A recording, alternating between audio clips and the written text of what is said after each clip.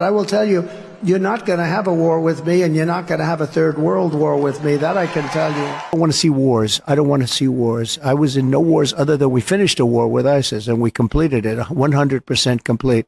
But I don't want to see wars. I think it's so horrible, so unnecessary, so costly in terms of lives and money in that order, and destroying these countries. You know, you're destroying culture. When you look at Ukraine, that would have never happened if I were president.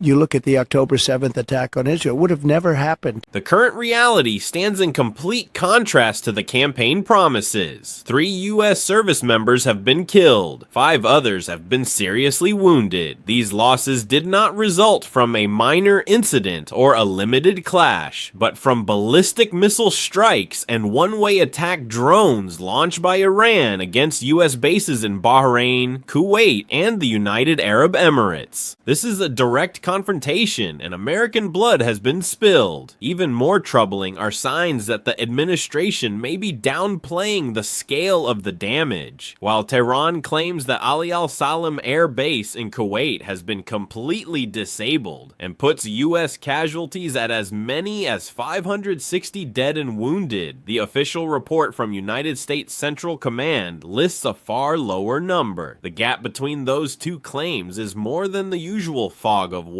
It raises a serious question. Is the American public being told the full truth? The escalation has not stopped at U.S. bases. The conflict has spread across the Middle East at alarming speed. In Israel, at least 6 people were killed and 14 remain missing in Beit Shemesh following Iranian missile attacks. In Abu Dhabi, a French naval facility was targeted by Iranian drones. Port Zayed, a strategic deep water port, was struck by missiles, and UAVs, a UAE oil platform in the Persian Gulf, was also attacked. Most critically, the Strait of Hormuz, the route for 20 to 25% of the world's oil and gas supply, has fallen into severe disruption after Iran fired on tankers in the area. When Hormuz is blocked, global energy markets tremble. Oil prices surge. The risk of inflation returning accelerates. And yet, the White House continues to describe the operation as necessary. The contradiction becomes even clearer when revisiting what Trump once said. In 2011 and 2012, he repeatedly accused Barack Obama of potentially attacking Iran for political purposes, suggesting that war could be used to strengthen a president standing before an election.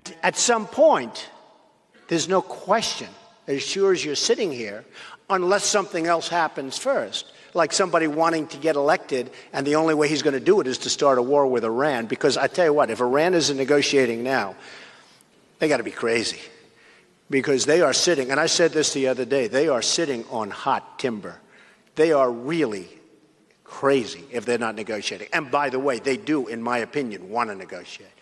But we may have somebody that wants to have war because he doesn't want to accept a negotiation, which could turn out to be much stronger than war, and you could make a much better deal than war.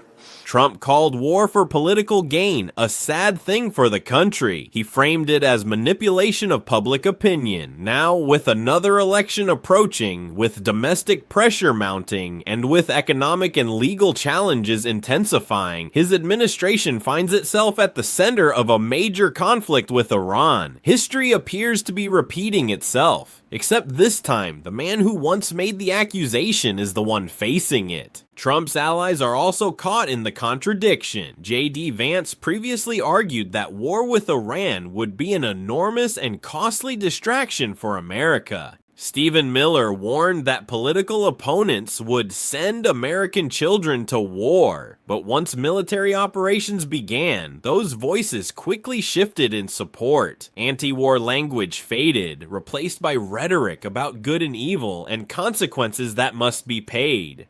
In Congress, the lack of clarity has sparked even greater controversy. Lindsey Graham acknowledged that there is no specific plan for Iran's future. Forward in a social media post Sunday, President Trump wrote this, quote, "Hopefully the IRGC and police will peacefully merge with the Iranian patriots and work together as a unit to bring back the country to the greatness it deserves."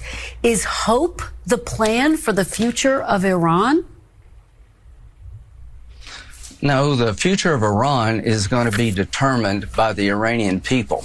The new Iran, whatever it is, whether it's a cleric or a representative democracy, our goal is to make sure it cannot become, again, the largest state sponsor of terrorism. That's a win for us. But is there a plan to make sure that happens, Senator? Is there a plan? Does the president have a plan to guarantee that that happens?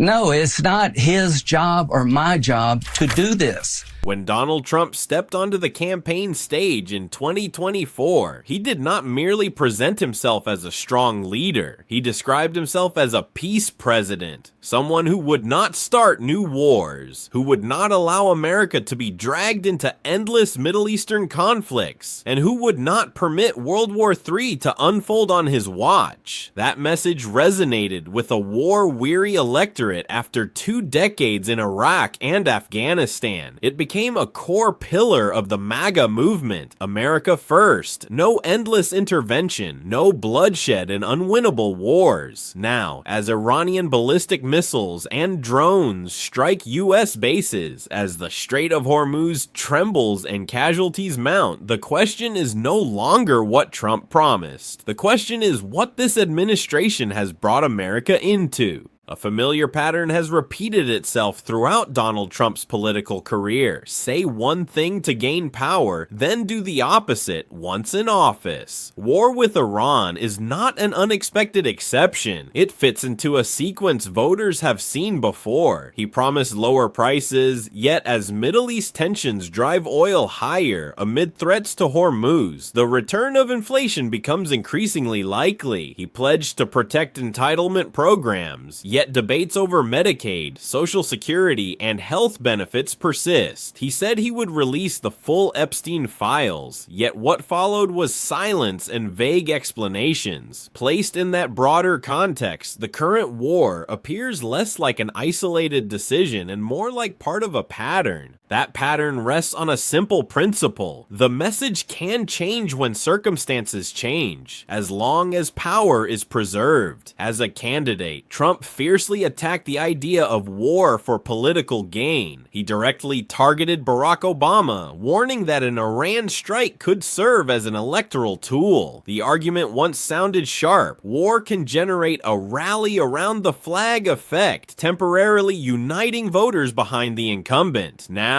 as the Trump administration faces mounting domestic economic and political pressure, a similar scenario unfolds. No one can definitively claim a single motive behind this military decision, but its timing in a sensitive political moment ensures that suspicion cannot be dismissed. Ultimately, the biggest question is not how long this conflict will last or how far it will spread. The question is what happens to America when campaign promises and governing realities drift further apart. A democracy depends on voters believing that their leaders say what they believe and do what they say.